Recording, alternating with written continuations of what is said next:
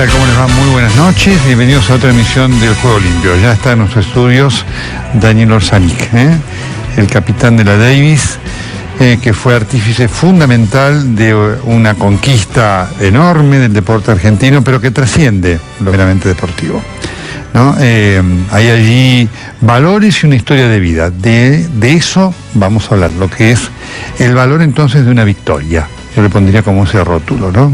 Cuando una victoria tiene valores, conlleva valores, su trascendencia es mucho mayor. Y vamos a estar también hablando, obviamente, de la realidad que tiene al tema económico en el centro de nuestras preocupaciones. Va culminando el primer año del gobierno y ha sido un mal año, esto es indiscutible. Y estamos viendo estas discusiones que se dan en el Congreso, debates importantes. Se aprobó el tema del presupuesto, queda por ver qué pasa con ganancias y estamos trayendo protagonistas de estas discusiones. Están los diputados Eduardo Amadeo y José Ignacio de Mendiguren, oficialismo, y el Frente Renovador que va a jugar un rol clave en lo que salga una vez que se apruebe este proyecto. Y quiero comenzar, como siempre, con dos reflexiones que forman parte de la hora que estamos viviendo.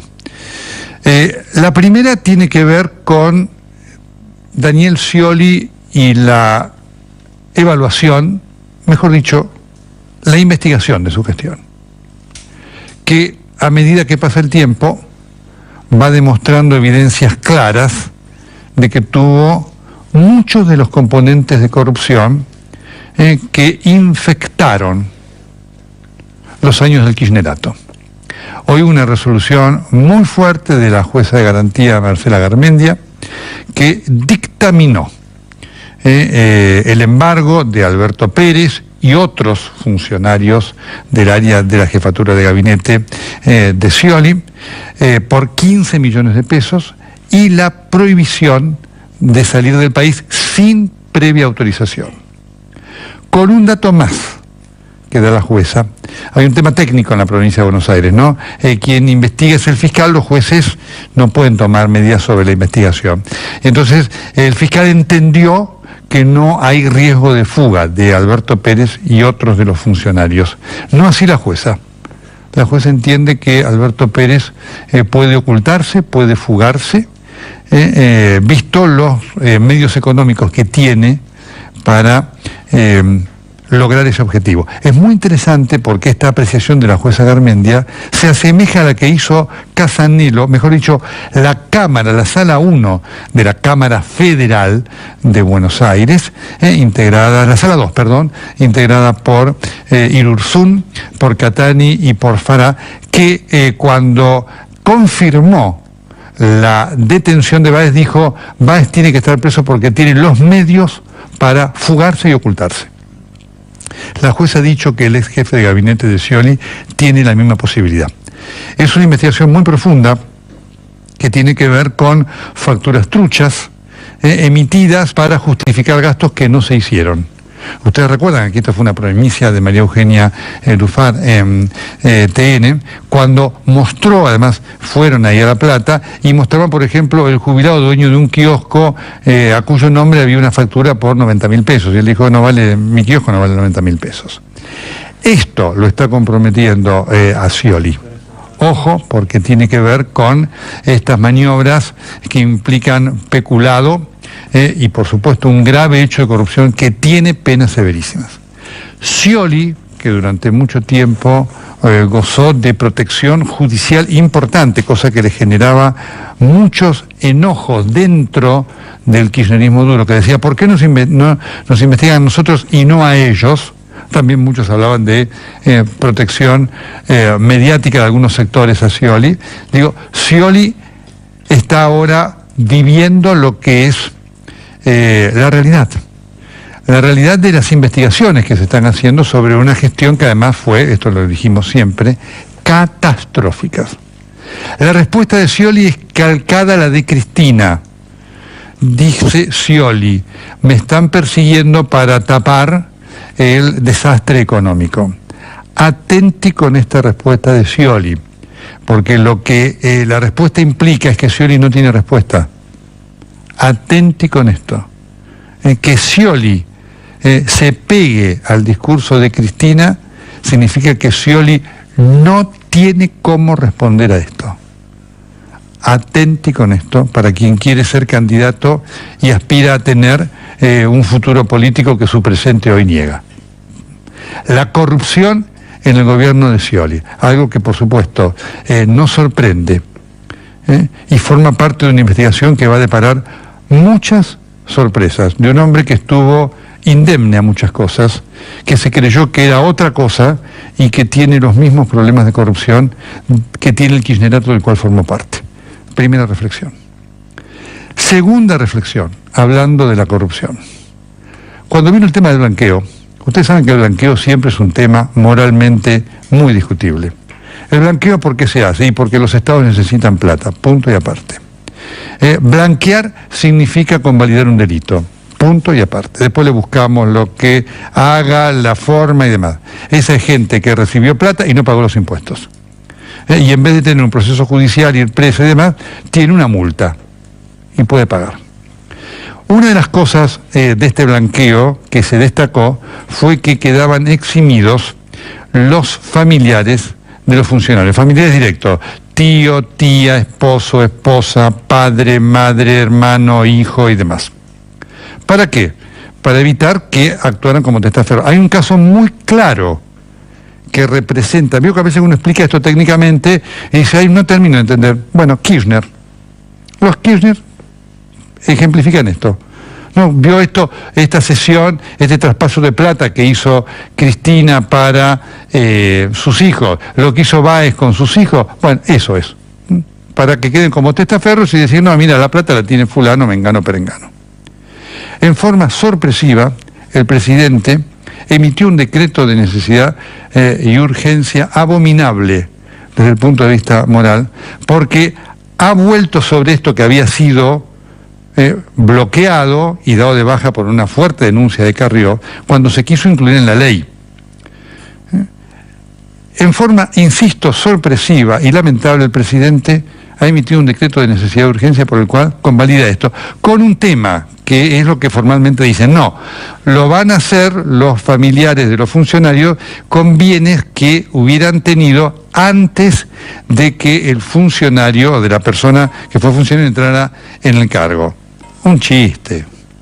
En la Argentina de hoy día, donde esto se puede dibujar de cualquier manera, además fondos en negro, pero ¿sabe cómo va a aparecer gente que querrá exhibir certificados de decir que tuvo esos fondos el día antes, la hora antes, el minuto antes de que haya su familiar entrado a la función? Es una decisión lamentable, horrible, no hace más que convalidar hechos de corrupción y por supuesto que esto tiene nombre y apellido, porque va a ser muy difícil, y más allá de las chicanas de la oposición y demás, que alguien deje de pensar en Franco Macri como uno de los beneficiados de estas cosas. Una gruesa, errónea decisión que contradice el presupuesto de búsqueda de la honestidad y de combate contra la corrupción que el presidente de la República ha esgrimido y ha blandido como bandera. Quiero decirlo, hubiera dicho esto, ustedes imaginen, ¿qué hubiéramos dicho si esto lo hubiera hecho Cristina Fernández de Kirchner?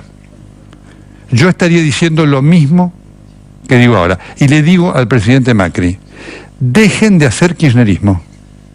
Fueron votados para hacer otra cosa. Estas cosas las hacían Néstor Kirchner y Cristina Fernández de Kirchner. Dejen de hacerlas. La gente no los votó para eso. Muy bien. Ya los tenemos a los diputados de Mendiguna Menos. ¿Qué tal? ¿Cómo les va? Muy buenas noches. Bien. Doctor, si usted me permite, no puedo evitar hacer un comentario sobre su comentario, sobre todo porque usted ha usado adjetivos muy duros. Así es.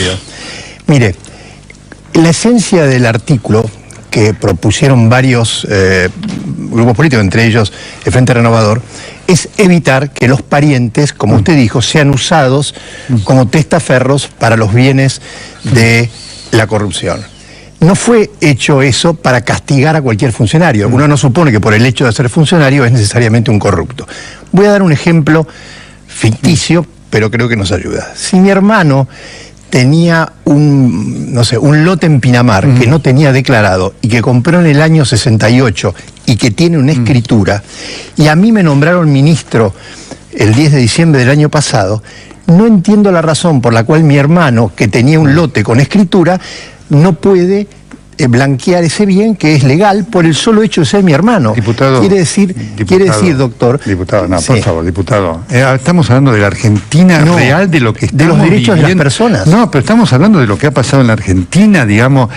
Lo de su hermano está fantástico. No. ¿Usted no cree que va a haber gente que va a presentar papeles de falsedad absoluta, supuestamente? Pero eso no significa, doctor, que las personas deben ser castigadas por el solo hecho de ser parientes de un político. No, solamente serán castigadas aquellas que no hayan declarado, decir que hayan cometido un delito evadiendo, ¿no es cierto? Y que sean sospechadas efectivamente de tener, digamos, de aprovechar esta situación para evadir plata, mala vida del funcionario. Para eso está la justicia. Si mi hermano miente con el lote, entonces será declarado ante la justicia. Sí, pero nosotros no estamos protegiendo delincuentes. No somos los Kirchner, doctor. No somos los Kirchner. Esto lo hacía Cristina Fernández de Kirchner. No, porque los Kirchner no podían demostrar sus bienes. Bueno, doctor. Hay muchos que no lo van a poder demostrar tampoco. En tal caso está la justicia. Bueno, efectivamente, digamos, pero no le demos la validez para eso, porque efectivamente era una cosa que se había elogiado. Yo la elogié cuando el presidente tomó esa decisión. De acuerdo, para aquellos que querían esconder, pero de vuelta, el solo hecho de ser pariente de un señor que pasó por la función pública lo condena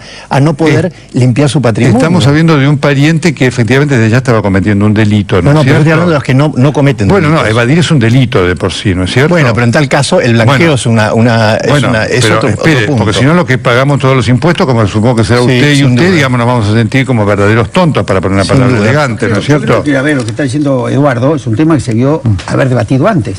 Por ejemplo, cuando España, cuando Brasil, por presión para todo el mundo, fue al blanqueo, permitió que los funcionarios blanqueen siempre y cuando demostraran que el origen de los fondos era lícito y eran anteriores a la fecha de asunción. Esto lo planteó. El gobierno se equivocó cuando lo sacó al principio, salió así, creo que la doctora Carrió se opuso. Después el debate en el Congreso, quedamos que no iban los padres, los hijos y las mujeres.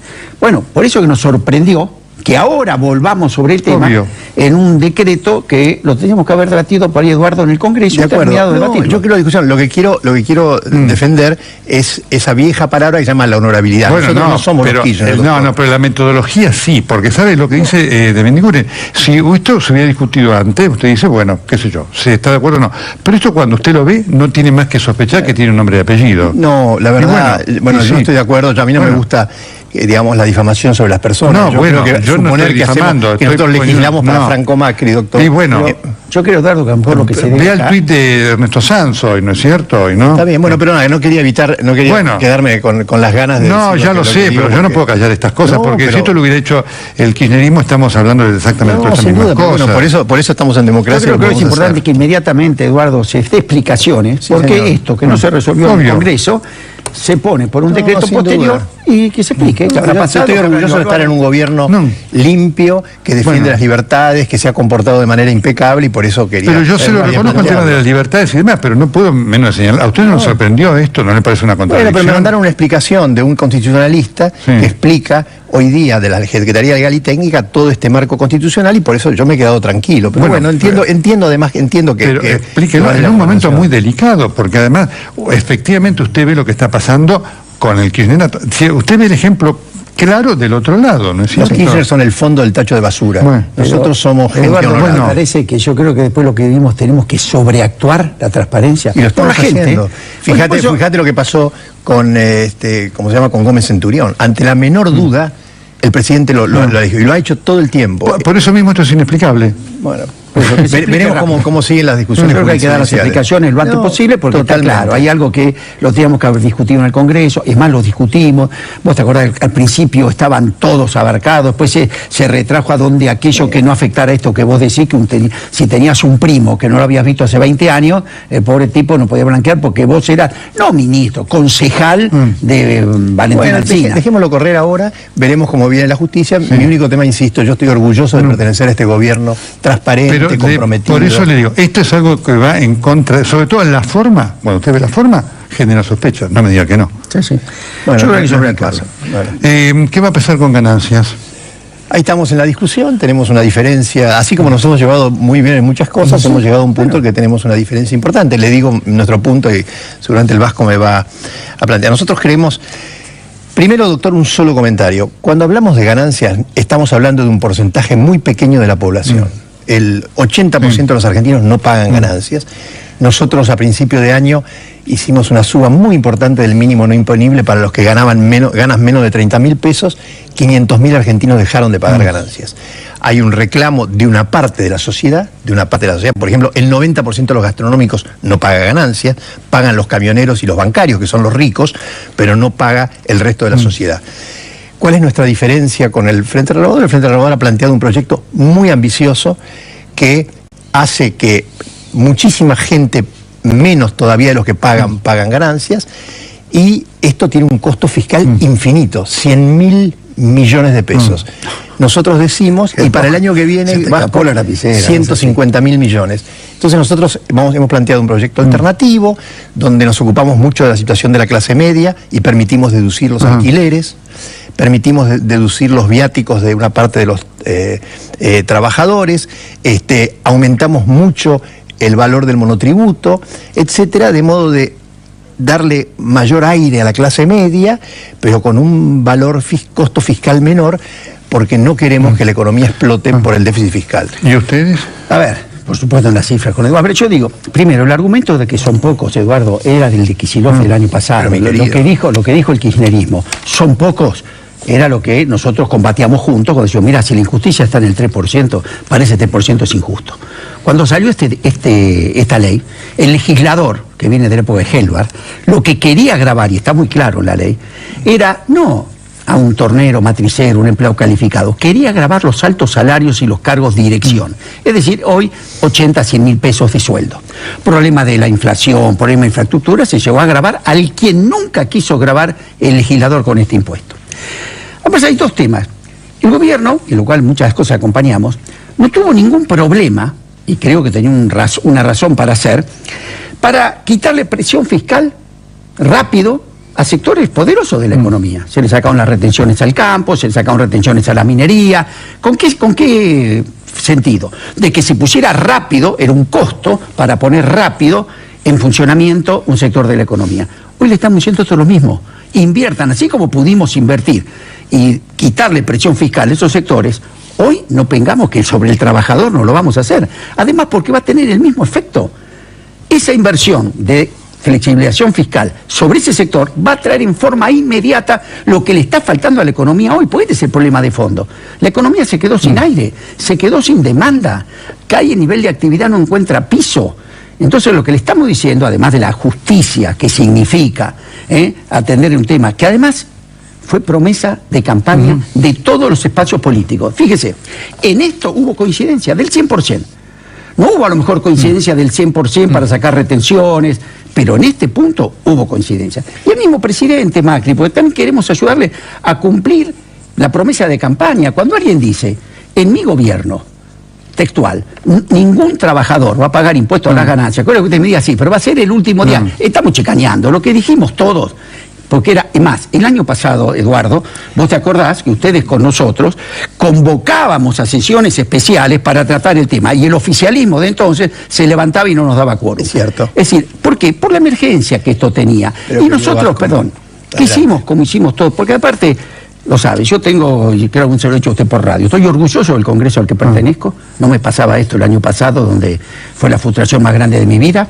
Hay un Congreso que delibera, un Congreso, como dijo, hoy discutimos muchísimo y tenemos diferencias importantes, pero trabajando con buena fe.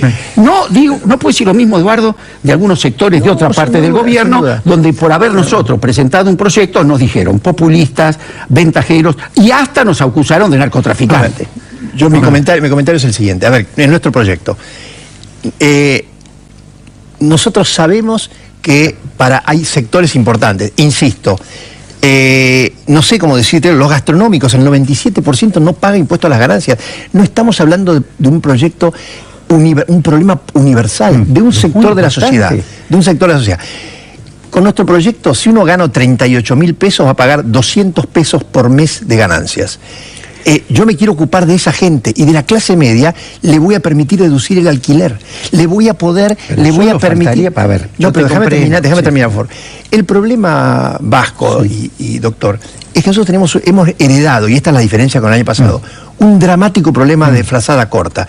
Todas las demandas vienen juntas, hemos aumentado el presupuesto nacional del área social en 37%, el más alto de la historia. ¿Con qué lo financio? Yo no puedo sacar los ingresos y aumentar los gastos sin que la economía explote. Entonces, vamos paso a paso, hacemos un proyecto a 3 años, donde cada año vamos a ir mejorando las escalas para que los sectores de mayores ingresos también vayan sintiendo la mejoría. Ahora concentrémonos en los sectores medios y no hagamos explotar la economía. Pero perdón, todos sabemos que hay que tener equilibrio fiscal. Ahora vos te crees que justo al último que le vamos a permitir tener flexibilidad fiscal para que arranquen a los trabajadores. No, los trabajadores no pagan ingreso a la ganancia, impuesto a las ganancias. Cosa, Eduardo, estamos hablando de un proyecto que va a liberar del impuesto. Con tu propuesta están metiendo 450.000 personas más a pagarla. Pero no es cierto, pero estimado amigo. Bueno, el 80% de los trabajadores de la sanidad no pagan ganancias. El 90% de los trabajadores textiles no pagan ganancias. Mire, cuando salió este impuesto, ¿sabe cuánto pagaban? 300.000. Después pasaron a pagar 1 millón. Este año están pagando 2 millones. Porque el kirchnerismo no ajustó las escalas. 1 millón, pero este año, con ustedes ya en el gobierno, con todos nosotros trabajando, lo que íbamos a prometer que íbamos a desandar, este año pagan 1.600.000 trabajadores y 400.000 jubilados, 2 millones. Si el proyecto del oficialismo prosperaría, podemos llegar a 450.000 productores más, trabajadores más. Nosotros lo que estamos proponiendo, y discutimos las cifras, le quiero decir que nuestra propuesta, en los números, se lo mandamos a BAT, al gobierno, para que sepa dónde habíamos tomado las cifras.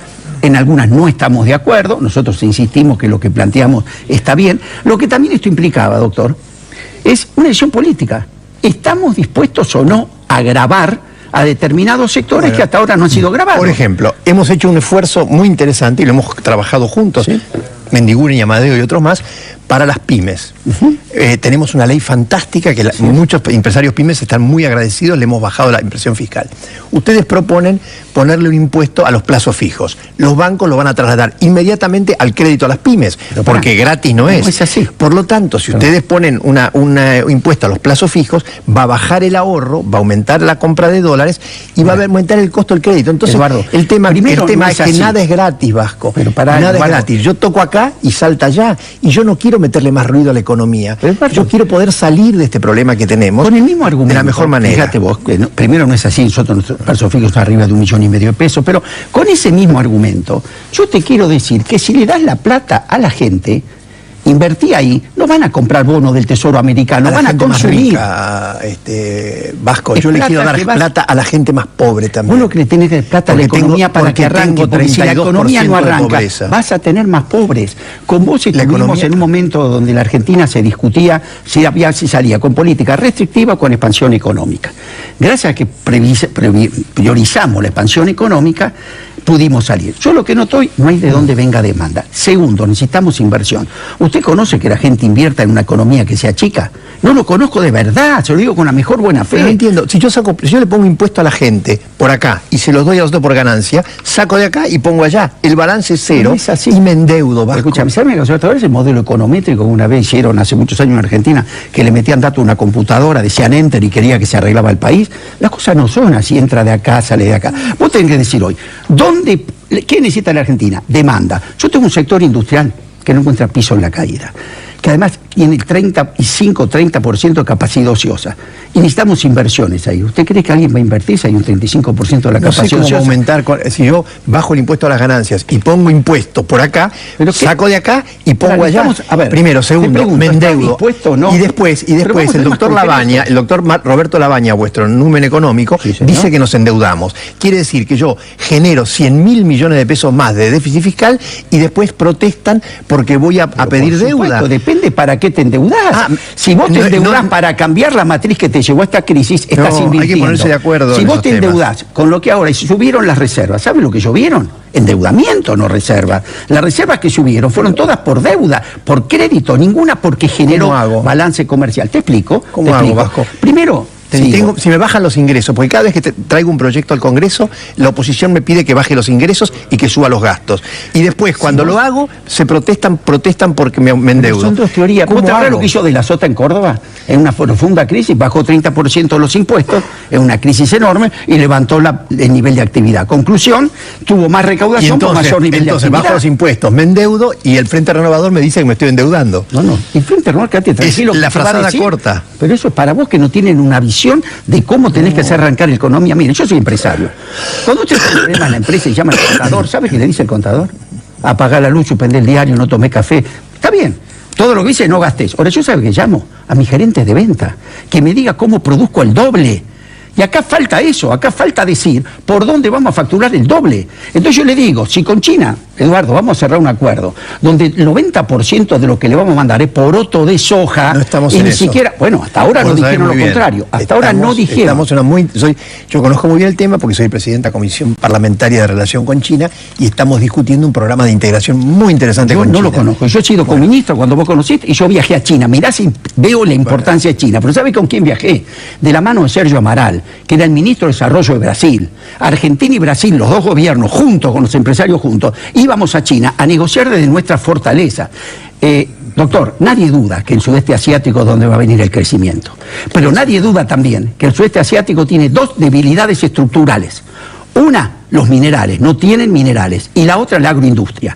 Solo el 10% del territorio chino es cultivable. Por lo tanto, la región tiene una gran fortaleza, porque tiene lo que él no tiene. Tiene los minerales, tiene el 35% de la proteína vegetal del mundo, la tiene entre Argentina y Brasil. Bajamos las retenciones para que aumentara la producción primaria y el Frente Renovador protesta por eso. Hay que ponerse de acuerdo, Vasco. No, ustedes han protestado porque nosotros bajamos las retenciones a la minería y a la producción primaria. Y ahora que lo hicimos, lo hicimos para aumentar la producción, y entonces ¿por qué bajamos? No es cierto lo que está diciendo, ni una Eduardo, cosa ni la otra. El camino es complejo, perdón, Vasco, el camino es complejo. La situación no es fácil y nosotros tenemos que tener horizonte. Si yo le digo al mercado que me voy a endeudar en 150.000 millones de pesos el año que viene, lo que estoy haciendo es pegarme un tiro en los pies. Yo necesito salir con prudencia, y nosotros queremos trabajar primero con prudencia, segundo, beneficiando a los que más lo necesitan. Yo no quiero, a mí me importa poco el señor que gana 300.000 pesos. A mí me interesa el señor que gana 50.000. No la estás planteando. 30.000 o 20.000. Pero vos no estás planteando, vos no te das cuenta que Argentina otra vez, ¿viste las colas del fin de semana a Chile para comprar? Por favor. ¿No te dice algo? No podemos funcionar sobre la base de anécdotas. Pero no, ¿qué anécdota? Te está diciendo que estás caro. De Estado. Mira, yo en el año 2001... entonces tengo que devaluar. ¿Cómo? Tengo que devaluar para que la gente no vaya a Chile. La competitividad de una vez por todas. Pero cuando ustedes le importaban manzana... Como pide el doctor Labaña, pide que devaluemos. El doctor Labaña, vos le tendría que tener bastante respeto. Pero es mi amigo personal. Lo que te dijo Labaña, ¿sabés qué fue? Si seguís por este camino que es la Ruta 2 y pasaste Chacomús y Dolores, llegás a Mar del Plata. Si vos me decís que no querés ir a Mar del Plata, que es una crisis, colapso. Y que vas... y vas para Mendoza, doblá. Este camino te lleva a Mar del Plata. ¿Está en vos doblar o no? ¿Está en vos doblar o no? Podés seguir derecho. Así son los diálogos del Congreso. Bueno, por supuesto, tiene mucho valor. No, muy bueno. Tiene mucho valor. Relación con Eduardo. Y es un debate y no una riña, ¿sabe? Esperamos el debate en el Congreso. Así es. De este nivel, porque por supuesto, ni más ni menos que de lo que aquí se ha hablado, es algo que tiene que ver con la gente todos los días, en un momento crítico. Un país con 32% de pobreza. Sentimos un país dramático. Y sentimos la responsabilidad. Diputados, lo que la gente está esperando, que con las diferencias que son las que existen, pueden haber trabajos conjuntos, porque esto sí que efectivamente, si la dirigencia política no encuentra caminos comunes, la realidad, sobre todo después de lo que pasó estos 12 años, demuestra que lo estructural de la pobreza, con todo lo que esto tiene para Argentina, no tiene solución. Sí, pero doctor, pero mostremos que hay esta diferencia, sí, que para el Congreso que funciona con mucha altura. El otro día elegimos el presidente de la Cámara por un segundo periodo. Parecía el Capitolio, realmente un respeto. Pero de ninguna niña, precisamente por eso digo, ha habido un debate en una riña. No la atención y las diferencias forman parte de la democracia, ¿sí? Eso lo tenemos que arreglar. Por eso la cantidad de leyes que hemos sacado juntos. Por supuesto. Esperemos en esto que tras el debate haya acuerdos, que esto es lo que necesita la Argentina. Muchas gracias. A usted. Tras la pausa venimos con un hombre cuya historia nos ha conmovido. la del gran capitán de la Davis, Danilo Orzánik, un ganador que nos ha dado, junto con los jugadores, no solamente un triunfo, sino un triunfo con valores, un valor agregado fenomenal. Ya venimos con él. Charla con él y sí, se reviven muchas emociones. Guillermo Cory el otro día nos decía acá, dijo, lo que es un capitán, dijo, es para ordenar a tenistas que somos individualistas y vivimos, dice, lo que es un capitán, como un elogio que le virtió a usted categórico. Bueno, muchas gracias. ¿Y cómo es ser un capitán de la Davis? Es muy difícil porque venimos de entre leyendas y hechos, ¿no? Uno recuerda, qué sé yo, disputas, capitanes que pasan, que se pelean, aquella final de la Davis en Mar del Plata con la disputa. ¿Cómo fue su vida? No nos interesa la comparación. ¿Cómo lo encaró? ¿Qué pensó? Siempre me imaginé un grupo en el cual nos aceptásemos tal cual somos. Son todos jugadores formados, con sus equipos de trabajo, no son chicos que están en formación. Ya son adultos, ya han vivido cada uno muchas experiencias importantes. Creo que el foco debía estar puesto en las relaciones humanas, en que nos aceptemos unos a los otros tal cual somos, en que nos respetemos tal cual somos, y en eso pusimos mucho foco. ¿Fue difícil? No, yo me encontré con un grupo de personas y de profesionales muy bien predispuestas, como que esta manera de pensar les hacía bien o les hacía falta. Yo me encontré con jugadores ya que le gustaba muchísimo representar al país, con un Juan Martín que estaba lesionado, pero desde la primera reunión me dijo que hacía mucho tiempo que no representaba al país y que tenía muchas ganas de hacerlo. No me resultó difícil, es mucho trabajo el estar cerca de cada uno de los jugadores, el estar cerca de cada uno de sus equipos de trabajo, pero es una linda tarea.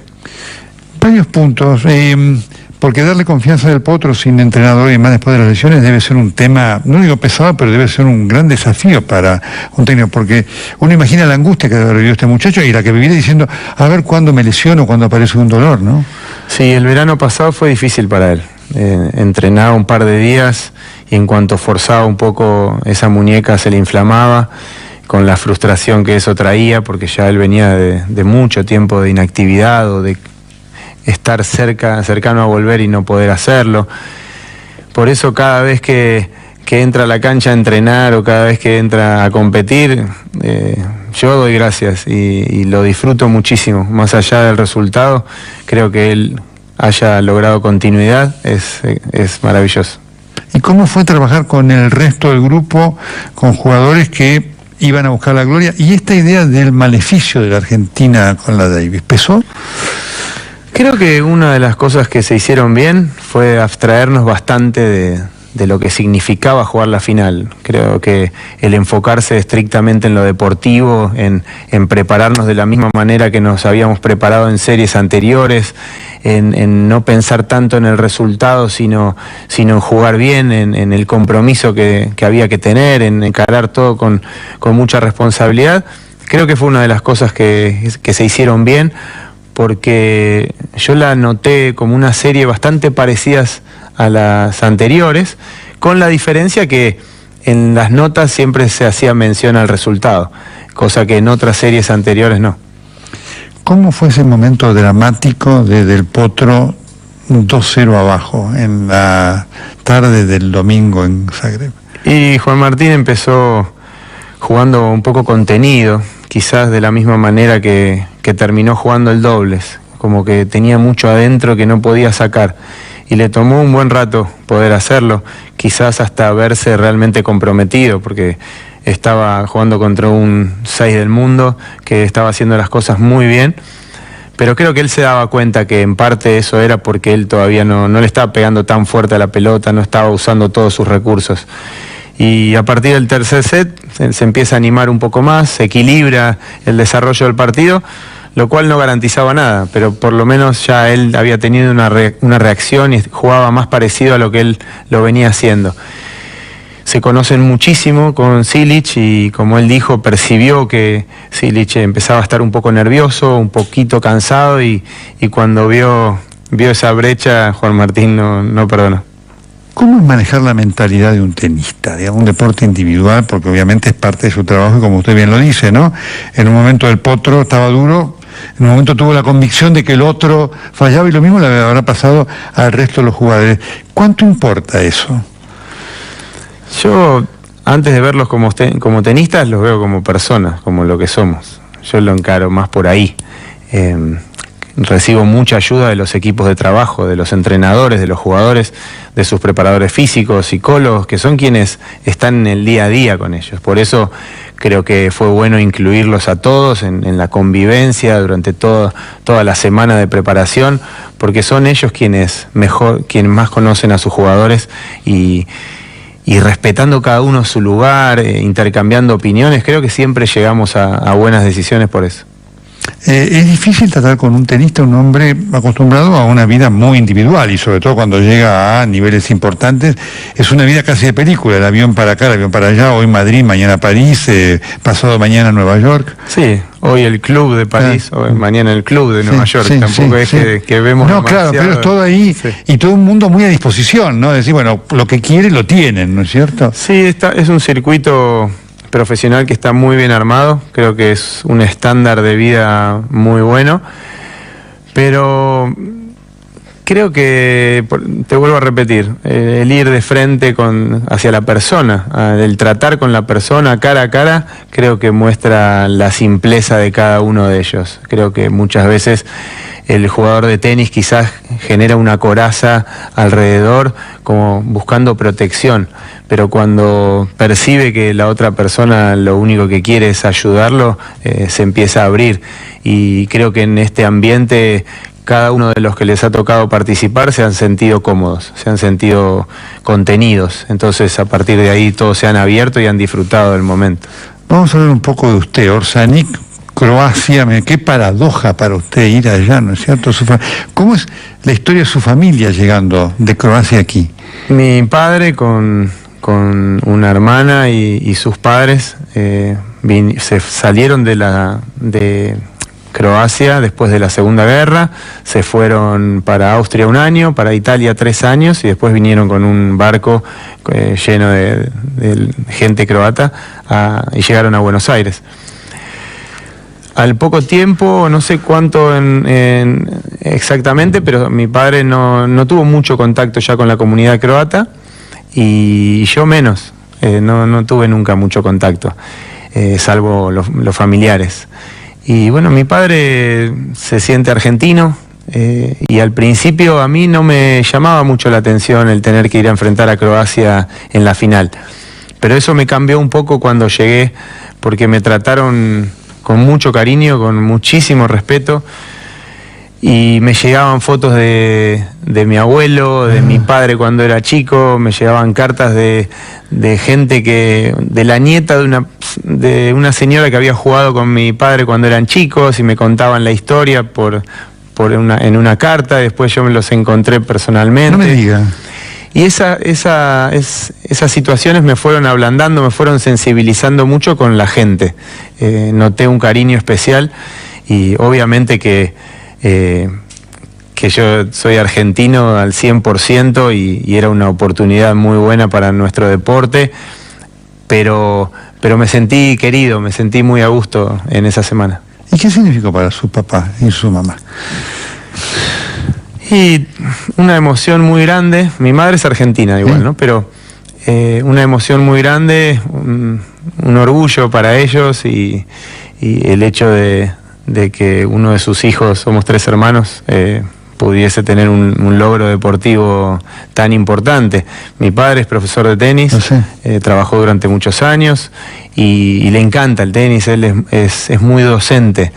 Y creo que yo saqué algo de él, ¿no? De lo que me gusta ver tenis y de lo que me gusta en la formación. Para mí es un orgullo el poder haberles dado una alegría tan grande.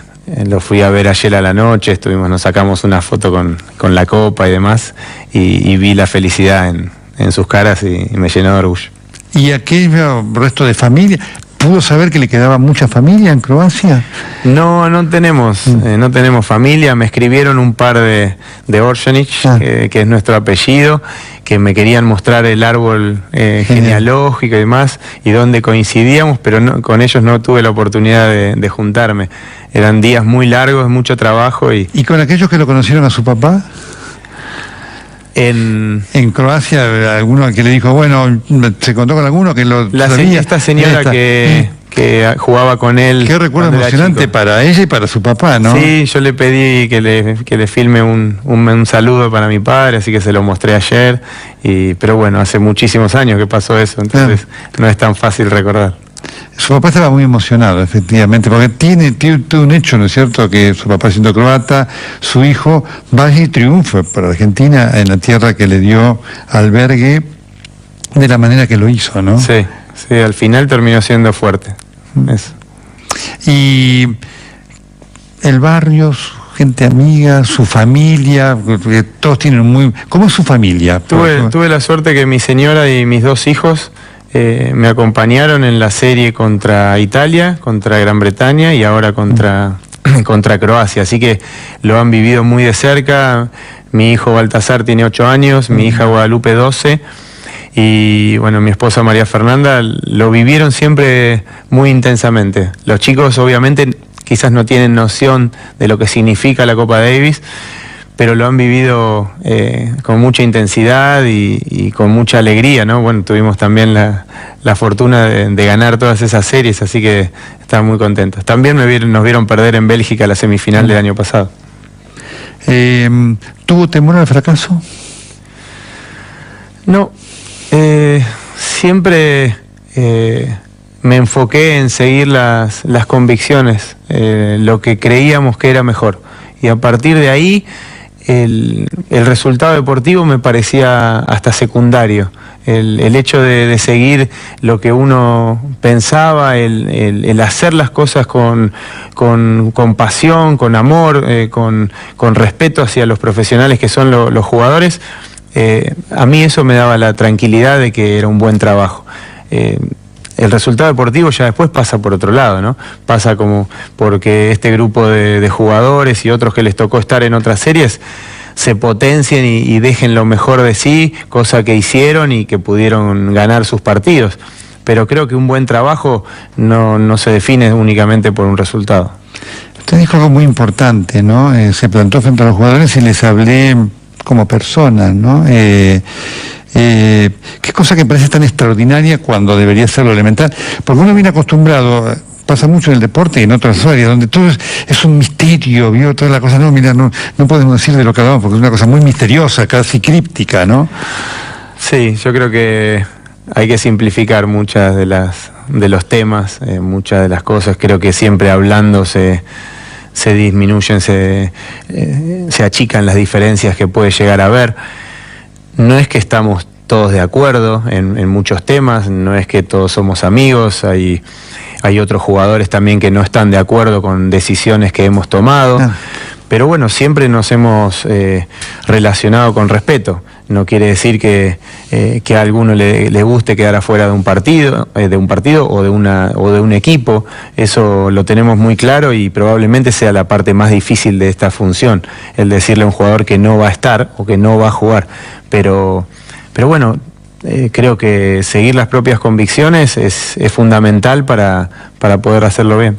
¿Imaginó alguna vez que iba a estar en el balcón de la Rosada? No, me imaginé. Sí, soñé con ganar la Davis, soñé con hacerlo de la manera que lo hicimos, transmitiendo este sentido de identidad, el ejemplo que podían ser los jugadores para los más chicos, para la sociedad en general. Todo eso sí lo soñé, sí me lo imaginé, pero no, estando en el balcón de la Casa Rosada nunca se me pasó por la cabeza. ¿Imaginó esa multitud de gente que los acompañó, digamos, desde Ezeiza hasta la Rosada? Una vez que habíamos ganado, empecé a escuchar que aquí había habido mucha repercusión, que se había vivido con mucha intensidad, y ahí empecé a escuchar distintos comentarios que nos esperaban con muchas ganas y demás, pero durante la serie no era consciente de eso. ¿Y sus hijos qué le dijeron? Mi hija, en general siempre después de las series conseguían bajar a la cancha ellos y venían a festejar con nosotros. En esta final fue mi hija quien accedió a la cancha y cuando la vi la tenía a 1 metro y ella venía llorando, desconsolada de la emoción, y fue un momento inolvidable, fue un momento muy... Me emociona, pero fue muy lindo. ¿Y en qué pensó en ese minuto, en ese segundo en que vimos recién? No, en lo lindo que es estar compartiendo eso con la familia. Yo sentí mucha tranquilidad cuando ganamos, más que euforia. Sentí tranquilidad, sentí satisfacción por haber logrado algo que para el tenis argentino, que es tan tradicional, se nos había hecho esquivo durante tantos años y que sinceramente creo que lo merecíamos. Pero bueno, de ahí a lograrlo había un paso. Se emocionó, ¿eh? Le voy a pedir a nuestro director, a Gustavo Capero Chipe, que nos vayamos a la pausa con el rostro de Orsanic. En su conversación habló de mencionó la palabra valores 6 veces. Felicitaciones. Bueno, muchas gracias. Bueno, Orsanic podría hablar 2 horas. Tengo 2 minutos. ¿Cómo es esto de la inclusión en 30 segundos? ¿Qué hizo usted para incluir? No, destaco mucho que cada uno de los entrenadores y equipos de trabajo de los jugadores siempre respetaron su lugar, nunca nadie quiso sobresalir, sí, parecía... ¿Usted los llamó a todos? Sí, siempre todos tuvieron las puertas abiertas, pero siempre se generó un ambiente como el querer sobresalir estaba mal visto, entonces siempre hubo mucho respeto entre todos y por eso creo que las convivencias fueron tan buenas. ¿Y qué me decía de lo que le duele a la Argentina y el sentido común? Que a mí me parece que en Argentina hay mucha gente con sentido común, hay mucha gente que no es exitista, que valora la forma de trabajar, el esfuerzo, y a mí me gusta hablar de esa gente, me gusta trabajar para esa gente, creo que hay un montón de argentinos capaces y a mí me gusta marcar y sobremarcar a esa gente. Daniel, gracias. Nos ha dado un ejemplo. Bueno. Daniel Orsanic, que habló del triunfo y habló de valores, ¿no? Y entonces, cierro con esto, le preguntaron una vez, no me lo contaba, ¿qué pretende? ¿Qué quiere? ¿O ganar a Davis o formar un buen grupo? Y él dijo, no, formar un buen grupo, si no, no podemos ganar a Davis. Triunfo que marca valores. Es un triunfo extraordinario. No lo desaprovechemos. Hasta el próximo jueves, gracias.